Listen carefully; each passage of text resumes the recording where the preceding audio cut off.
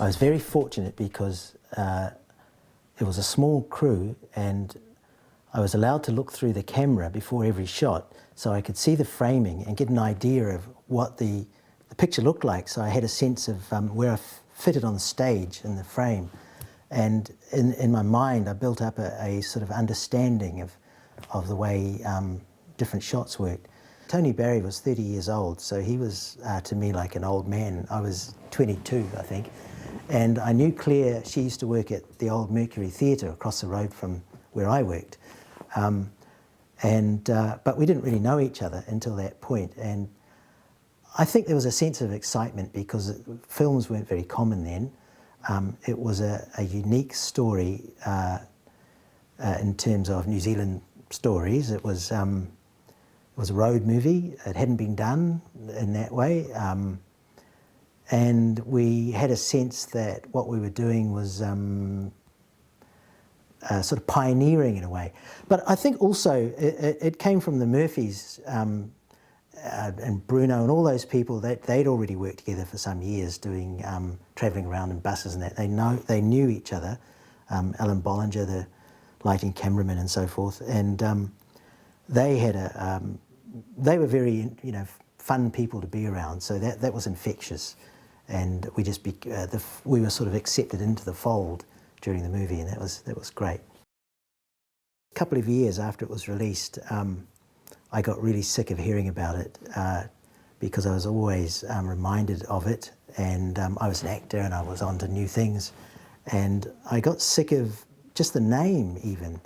The idea of a yellow Mini, people would associate me and talk about the Mini and talk about the character, and I couldn't really stand it. But now I feel honoured to have been in a film that's now an iconic piece in New Zealand cinematic history, and it's a pleasure, really. It's really my kids who have had to carry the burden of having their father as having been in the movie, but now it's something I can look back on, and it's something that gives me a place. I am that guy that was in that movie. Oh yeah, I enjoyed that. It's opened a few doors for me, and I'm really proud of it, actually. I remember one of the problems was the Model T.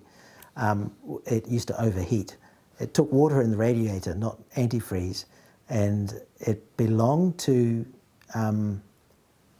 Michael Wilson, I think his name was, the actor, a young actor in Wellington, and he was very worried about this car because it was in danger of blowing up.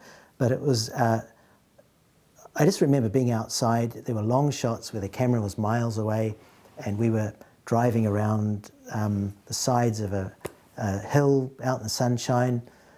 And it's kind of neat to put yourself back in time and fantasize, and that's enabled me to do that. Carry Me Back was shot on location. In fact, all New Zealand films were shot on location. We didn't have studios, so they all had their uniqueness in that way. And it was, in a sense, it was a road movie. And again, it was trying to establish a relationship between the two brothers, the girlfriend and the father who passed away in the film. It was really great being with the cast and crew, and in fact that's my overall impression of my whole experience in being part of those early New Zealand films, and that wave of filmmaking was the camaraderie with the cast and crew. I think the film was described as a kind of a black comedy, so it had we were trying to underplay it, but fit into a genre of comedy. And I think when I think of the film, when I like it the best, it's actually when we're trying the least to be funny, and then I find it the most rewarding to watch.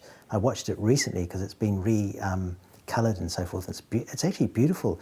The way it's shot, it's really lovely looking, and I appreciate it. I think looking at it now more than I did at the time. I was in Battletruck, which is now called Warlords of the 21st Century. And that was all shot down near Alexandria, but they actually built a sort of a commune because the characters lived in a commune after the oil wars. So it was a bit like Mad Max, but it was different for me because it was not really a New Zealand story. It was the idea of a post-apocalyptic world, and it was peopled by American actors as the main parts, and one of them was the guy out of Cheers, a guy called John Ratzenberger. It was really neat meeting those people and acting with them. I didn't have a major role, but it really felt like a different kind of film because it was a film set rather than being filmed on the road and taking advantage of the scenery as we whizzed by. They were really trying to create a set that they could place the film in. It was a period piece, and that was fascinating because it was filmed pretty close to where the actual events happened, and they were pretty macabre events. In fact, they built a house that looked just like the original house, just a few hundred metres down, but up the road you could see the steps from the original house that had been burnt down by the locals after the murders took place. And it was raining, it was the South Island, it was moody, and a lot of the locals, the older locals, could remember the events, but the younger people had the same surnames as the characters in the film. And it was a real experience because there was a difference in the way the camera crew worked. The crew were they were a bit like mercenary soldiers. They wouldn't really talk to you. There wasn't the same camaraderie between the crew and the cast and so forth. They were highly efficient, but they did their work and we had our place. But I think, again, it was a really fantastic film, something that's hard to watch, and the entertainment value is questionable, you know, because it is so macabre, but it was neat being part of it because it was such a huge organisational feat and done so well.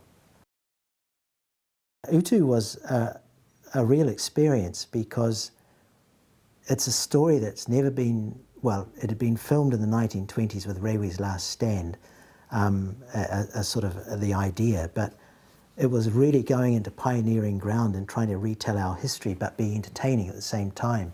There's no precedent for these things, so you're really wallowing around in the dark trying to see where you fit in cinematic technique, if you like, because if it was a Western, we'd be, everyone knows what a Western is. It's all dry and there's tumbleweed and you wear cowboy clothes. And if it was another kind of story, you'd know where you fit. But this was our unique, as it's been described, spaghetti Western. So it had comedy, and yet it was a really, some of these events actually happened.